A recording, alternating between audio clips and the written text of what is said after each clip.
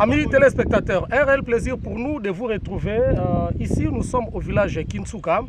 Nous sommes dans l'enceinte du cimetière des ayants droit de ce village, du clan Nsao Kalunga. Ici, nous sommes venus constater un dégât, s'il faut le dire. Je ne sais pas s'il faut que nous puissions l'appeler profanation des tombes. Je ne sais pas comment normalement nommer ce que nous sommes venus rencontrer ici. Nous sommes là, nous avons constaté qu'il y a des gens qui font des travaux, l'embellissement des tombes, la pose des pierres tombales. Donc c'est la famille de Nansoki qui est en train de réaliser ces travaux en embellissant les tombes de cette grande famille, les descendants de Nansantou, qui est, n'est-ce pas, les propriétaires de Kisantou, que vous entendez parler de partout. Alors, nous allons devoir approcher quelqu'un qui n'est plus à présenter, mais pour les autres, je suis dans l'obligation de vous signifier la personne avec qui nous allons devoir tailler bavette. Il s'appelle Mbuta Makana Makitaya Stanislas. Il est le chef de famille Soki. C'est un député provincial honoraire. Il est aussi le chef du groupement de Kisantou. Nous allons devoir nous avancer devant lui pour qu'il puisse nous expliquer de quoi il s'agit dans ce lieu. Est-ce qu'il y a eu profanation des tombes? Est-ce qu'il y a eu les Minzoudi sont passés par ici? Les Minzoudi sont les déterreurs, hein, les gens qui viennent pour déterrer les morts, dépouiller les habits, les vêtements avec lesquels on enterre les morts. Et avec lui, nous aurons l'éclairage sur cette affaire. Amis téléspectateurs, suivons. C'est un cimetière réservé à la première lignée du clan Nsao Kalunga, situé au village Kinsuka, groupement de Kisantou dans le territoire de Madimba. Selon les informations recueillies sur place, un corps a été exhumé par des personnes non autrement identifiées, sans l'autorisation du chef du dit groupement, M. Makana Makitaya Stanislas. Cette opération a été exécutée à l'insu des ayants droit de ce village et sans précaution sanitaire, sachant que ces derniers temps, l'RDC est victime des épidémies.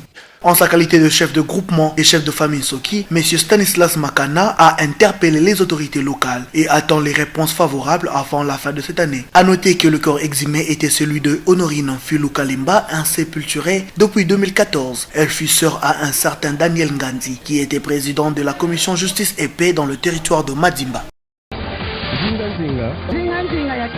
Je suis chef de groupement de Kisantou, M. Makana. Ici, ce sont des cimetières des habitants du village Kinsuka, appartenant au clan. Les clans en général, c'est le clan Nsao Kalunga de Kisantou.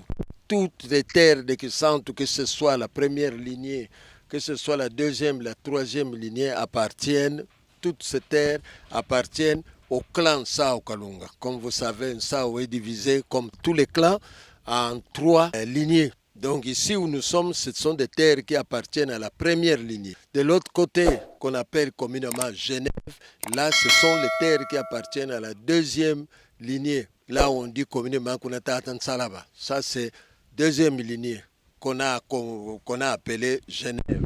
Et après ça, il y a la troisième lignée à Kinsinga. C'est ça c'est la troisième lignée du clan Nsao Kalunga. Mais ici, ça appartient à la première lignée. Nous avons un souci effectivement parce que le mois dernier, nous avons été envahis par des gens qui sont venus, d'après les renseignements, qui sont venus de Kinshasa. Ils sont venus ici, ils se sont arrangés avec les autorités locales. Mais malheureusement, l'autorité locale a oublié qu'il y a la coutume qu'on doit voir les ayants droit du lieu. Parce que ça, ce sont des cimetières claniques. Ce ne sont pas des cimetières officiels de l'État où quelqu'un peut aller voir l'autorisation, il va enterrer. Il faut nécessairement passer par les propriétaires. Et nous avons été surpris. Un matin comme ça commençait à sentir mal dans la rue. Mais on s'est demandé qu'est-ce qui se passait. On est arrivé ici. On a exhumé une maman et on est parti avec à une destination inconnue. Parce que si on avait vu les intéressés, ils allaient nous dire là où ils partaient, ils allaient nous décliner leur identité. Mais ce sont des personnes que nous ne connaissons pas. Et malheureusement, ce que nous déplorons, c'est qu'ils sont venus, ils ont pris les corps, ils sont partis. Vous n'avez qu'à voir comment ils ont laissé les lieux. Même la petite maison qu'ils ont construite pour cette dame-là, mais on ne s'en occupe pas. Nous sommes dans un pays où il y a des épidémies, il peut y avoir des maladies, mais on n'a pas pris de précautions pour laisser le lieu tel qu'ils l'ont trouvé. Donc notre souci, c'est celui-là. Et nous ne savons pas maintenant, jusqu'aujourd'hui, nous ne savons pas qui a donné l'autorisation d'exhumer. Nous ne le savons pas. Après avoir constaté le lieu, il y a le procureur qui a voulu savoir le cimetière appartenait à qui. C'est en ce moment que moi, on est venu m'appeler. Nous sommes rendus sur le lieu. Mais l'opération antérieure, nous l'ignorons totalement. Parce que c'est au cours de cette opération où on devrait avoir l'autorisation du médecin légiste, où on devrait avoir l'autorisation de l'ANER, parce que nous sommes dans le pays où la sécurité importe beaucoup. Et puis, on allait avoir l'autorisation du procureur. Et même si ce n'est pas l'autorisation, mais l'avis des ayants droit qui détiennent ce cimetière, ils n'ont jamais obtenu cela. Je ne sais pas par quel miracle ils sont venus enlever le corps et partir avec. Mais c'est que nous avons saisi, disons, interpellé les autorités locales. Ça, ce n'est plus notre devoir. C'est l'autorité locale qui doit savoir qui a donné l'autorisation et quelles sont les dispositions qu'ils ont prises, des dispositions antérieures à l'exhumation et postérieures à l'exhumation. Donc, c'est elles les autorités. Ce n'est pas nous. Mais nous attendons jusqu'à un certain moment. Si ça ne va pas, alors dans ce moment, nous allons crier. Parce qu'on ne peut pas laisser l'espace ici. Ça peut servir à un autre corps, mais dans la façon dont ils ont travaillé. Ce sont les agents de la Croix-Rouge.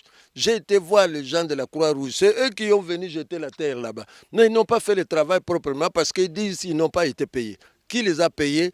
Point d'interrogation. Mais les autorités, entre deux, eux, ils doivent se concerter pour détecter qui a fait ce travail. Mais pour le moment, nous ne laissons pas tomber l'histoire. Mais nous attendons. Parce que si on arrive à un moment, sinon on ne peut même pas arriver à faire une année. Il faudrait que les choses soient claires. Il faut que les parents du décès, qu'ils viennent ramasser leurs histoires. Si eux, ils ne viennent pas, ils donnent des moyens, ils engagent les jeunes pour venir écarter ça et décider de l'endroit où on a enterré la maman. Parce qu'ils sont venus nous demander l'autorisation. Moi, je connais cette dame-là. C'est la petite sœur de Daniel Nganti qui était président de la commission justice et paix ici. Mais les gens qui sont venus prendre le corps, ils n'ont même pas passé chez Daniel Nganti. Ils sont venus parce qu'il semblerait que cette dame-là reste en Europe. Il y a son frère qui est à Kinshasa. On l'a contacté à plusieurs reprises. Il ne réagit pas. Donc moi, je n'ai pas la police avec moi. Je n'ai pas l'État avec moi. Mais l'autorité qui est au courant de ça n'a qu'à prendre ses dispositions.